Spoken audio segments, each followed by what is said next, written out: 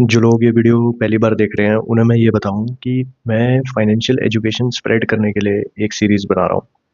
आप लोग इस सीरीज़ को देखेंगे तो आपकी फाइनेंशियल अवेयरनेस बढ़ेगी, मार्केट में किस तरीके से इन्वेस्टमेंट की जाती है, अपने पैसे को कैसे मैनेज किया जाता है।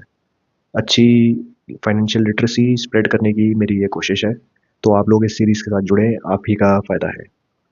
प्रीवियस वीडियोस मेरे चैनल पे ऑलरेडी डली हुई हैं, वो भी आप लोग जाके चेकआउट। आज का टॉपिक बड़ा ही इंटरेस्टिंग टॉपिक है क्योंकि हर कोई इसका आंसर तलाश रहा है। क्वेश्चन ये है कि मार्केट कब ऊपर जाएगा और कब नीचे जाने वाला है। देखो, इसका आंसर मैं आपको पहले बता देता हूँ कि कोई भी प्रेडिक्ट नहीं कर सकता, कोई चार्ट ये नहीं बता सकता, किसी भी तरीके की थ्योरी ये चीज़ नहीं बता सकती कि मार्केट कब क्रैश होगा या कब उसमें रैली आएगी। ये मार्केट फोर्सेस आप लोगों के हाथ में नहीं है। अगर आप लोगों को ये पहले ही पता चल जाएगा तो आप लोग इस मार्केट में पैसा बना लोगे, और अगर आप पैसा बनाओगे तो बड़े बड़े investment houses, mutual fund companies, foreign investors वो कैसे पैसा कमाएंगे? क्योंकि सबसे पहले समझो कि जो मार्केट होती है, इसके अंदर एक का लॉस ही दूसरे का प्रॉफिट होता है। जब आप सस्ते में बेचते हो तभी दूसरा बंदा उसको सस्ते में खरीदता है, तभी वो महंगे में बेच पाता है। इस कंसेप्ट को अगर आप समझ लेंगे तो आप इस क्वेश्चन का आंसर ढूंढना बंद कर देंगे। अब आप लोगों के मन में ये सवाल आएगा कि यार, हम तो मार्केट क्रैश की न्यूज़ हर दिन देखते हैं, कोई ना कोई फाइनेंशियल इन्फ्लुएंसर या मीडिया रिपोर्ट कुछ ना कुछ इस तरीके की बात हमेशा बोलते रहती है। लेकिन आप ये नोट करना कि क्या उन मीडिया रिपोर्ट्स या इन न्यूज़ की वजह से आपने अपनी किसी शेयर को सेल किया? तो आंसर मिलेगा यस। हमेशा आपके माइंड में धीरे धीरे धीरे करके कोई बात को इंसेप्ट किया जाता है। आज आपके माइंड में इंसेप्ट होगी तो आप बेच दोगे, कल दूसरे के माइंड में इंसेप्ट होगी तो वो बेच देगा। इसी तरीके से रिटेल इन्वेस्टर्स को मैनिपुलेट किया जाता है। इस मैनिपुलेशन से बचना बहुत आसान है। आप इस तरीके की न्यूज़ पे विश्वास करना बंद कर दो, क्योंकि ऐसी टाइप की चीज़ कभी भी ओपनली लीक नहीं हो सकती।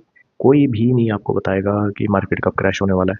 तो मार्केट में अगर आप बने रहोगे लॉन्ग टर्म के होराइजन से, तो ये मार्केट नीचे जाए या ऊपर जाए, इससे आपको कोई फ़र्क नहीं पड़ेगा।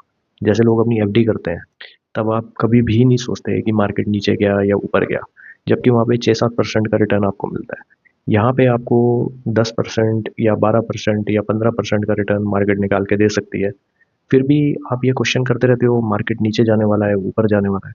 नहीं, इस तरीके से इन्वेस्टमेंट नहीं की जाती। आप अपने पैसे को इस मार्केट में जब लगा देते हो, तो इसको भी एक एफडी की तरह ही सोचो। जैसे एफडी करने के बाद हम बार-बार पीछे मुड़ के नहीं देखते ना, कि मार्केट नीचे जा रही है या ऊपर जा रही है।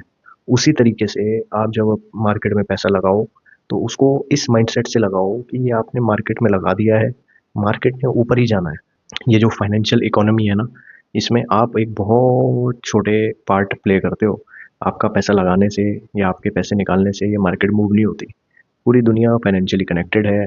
बड़े-बड़े एलीट्स पैसे के बेसिस पे ही आपके ऊपर राज करते हैं। तो मार्केट को क्रैश करेंगे तो कंपनियों की वैल्यूएशन ही तो कम होगी। अगर किसी कंपनी की वैल्यूएशन 1000 करोड़ है और मार्केट क्रैश हो गई 30%, तो उसका ओनर 700 करोड़ का मालिक रह जाएगा, 300 करोड़ उसका लॉस हो जाएगा। लेकिन ऐसा वो होने नहीं देंगे। ये टेम्पररी लॉसेस होते हैं। ये सिर्फ ऑन पेपर दिखते हैं, स्क्रीन पे दिखते हैं। इनका रियलिटी में उनके ऊपर कोई इम्पैक्ट नहीं आता, क्योंकि उनको पता है कि मार्केट ने वापस ऊपर जाना है। अगर आप लोगों को मेरी बात पे विश्वास नहीं होता, तो एक बार आप किसी भी शेयर मार्केट की ऐप में लॉगिन करके आप निफ्टी 50 इंडेक्स फंड को ट्रैक करो। आप उसकी हिस्ट्री देखो कि एवरेज में उसने पूरे अपनी टेन्योर में क्या लोगों को लॉस करके दिया है या लोगों को एक रिटर्न बना के दिया है। जब इसका आंसर आप लोगों को मिल जाएगा ना, तो आपको मेरी बात समझ आ जाएगी। तो मैं चाहता हूँ आप लोग लॉन्ग टर्म होराइजन के हिसाब से अपने पैसे को इन्वेस्ट करो। ये शॉर्ट टर्म में जो जुए और सट्टेबाजी आप लोग करते हो, ये सबसे बचो। मेरे पेज से जुड़ो, आने वाली वीडियोज़ में और इस तरीके की आपको नॉलेज मैं देता रहूँगा। Thank you.